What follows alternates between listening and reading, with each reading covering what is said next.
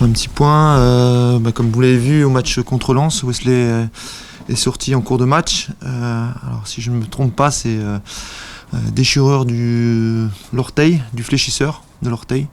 C'est 3 semaines d'absence. Voilà. Les examens ont n'ont pas révélé de fracture ni d'arrachement ligamentaire. C'est juste un problème musculaire. Yacine qui est toujours c'est tout. Ouais, il s'est entraîné parfaitement cette semaine, après avoir une reprise adaptée la semaine dernière, donc il est apte pour postuler. Voilà, dans notre situation, on se dit les choses calmement, mais objectivement aussi dans le vestiaire, par rapport à notre situation comptable, qui n'est pas bonne, il faut clairement en avoir conscience.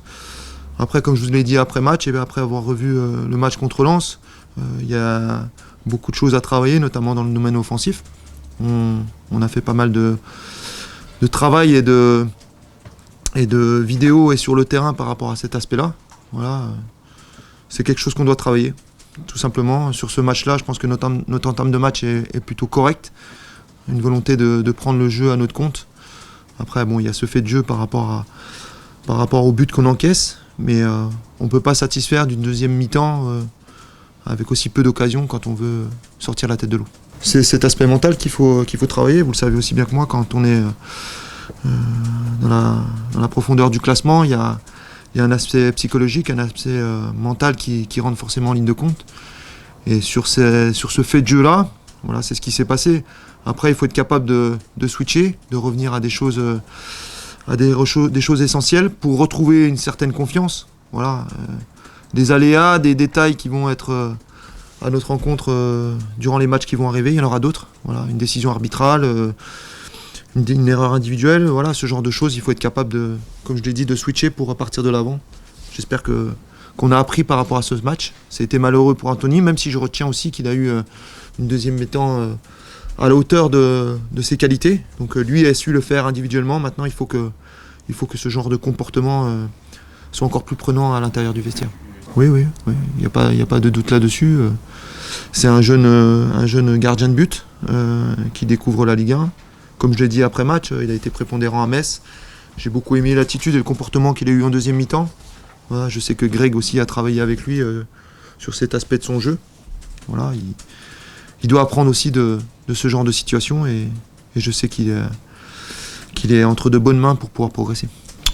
Beaucoup sur la communication individuelle, collective. Sur l'aspect offensif, on a travaillé aussi ce secteur de jeu avec les attaquants, après avoir vu en vidéo les quelques situations qui auraient pu être mieux négociées, notamment dans l'engagement et la détermination. Certains d'entre eux se sont exprimés, j'ai beaucoup aimé aussi cette interaction. On a parlé de conviction. Je pense que dans les 30 derniers mètres, il faut avoir plus de conviction pour faire mal à l'adversaire, pour faire mal à des défenses de Ligue 1. Donc on a mis des mots sur des situations, sur des comportements, sur des choses qu'on doit améliorer. Maintenant, il faut des actes. Bien sûr, je pense que le football, et je l'ai dit dès ma prise de poste, ça se joue sur le terrain, mais ça se joue surtout en dehors. Donc on a créé, même si c'est pas évident avec le Covid, de nouveau des moments d'échange à l'intérieur de repas collectifs. On a créé aussi des moments d'échange à travers des lignes. On a parlé du secteur offensif. C'est des choses qu'on a mis en place pour qu'ils se nourrissent aussi des uns des autres. Vous savez aussi bien que moi, il y a des joueurs qui ont un peu plus d'expérience que d'autres. Donc l'interaction dans le vestiaire est très importante. Cette semaine aussi, par rapport à certaines règles de vie, il y a une réunion qui a été mise en place à l'intérieur du vestiaire. Moi aussi, j'ai eu des réunions individuelles avec certains joueurs. Je pense que le maître mot, c'est la communication. Il y a le domaine de la confiance qui est très important, mais la confiance, c'est aussi une attitude, des comportements et une exemplarité. Déjà, la première des choses, c'est quelqu'un que je connais très bien, parce que je l'ai eu en tant qu'adjoint quand j'étais encore joueur. Au niveau de la proximité, on vivait dans le même lieu, donc on avait beaucoup d'échanges aussi par rapport à mon métier, et puis même par rapport à ma reconversion à l'époque, puisqu'il était encore ici quand j'ai entamé ma reconversion en tant qu'éducateur. Donc c'est une personne que j'apprécie humainement. Après, par rapport au profil d'expérience, je pense que c'est quelqu'un qui a connu aussi le haut niveau, le très haut niveau avec différents entraîneurs.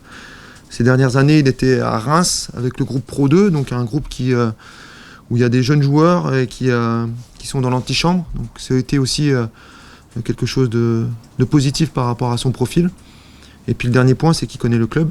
Donc par rapport à ça et par rapport au besoin d'être performant tout de suite, d'être tout de suite acteur, voilà, c'était beaucoup de paramètres, de conditions réunies. Et pour moi, le choix a été dicté par le bon sens.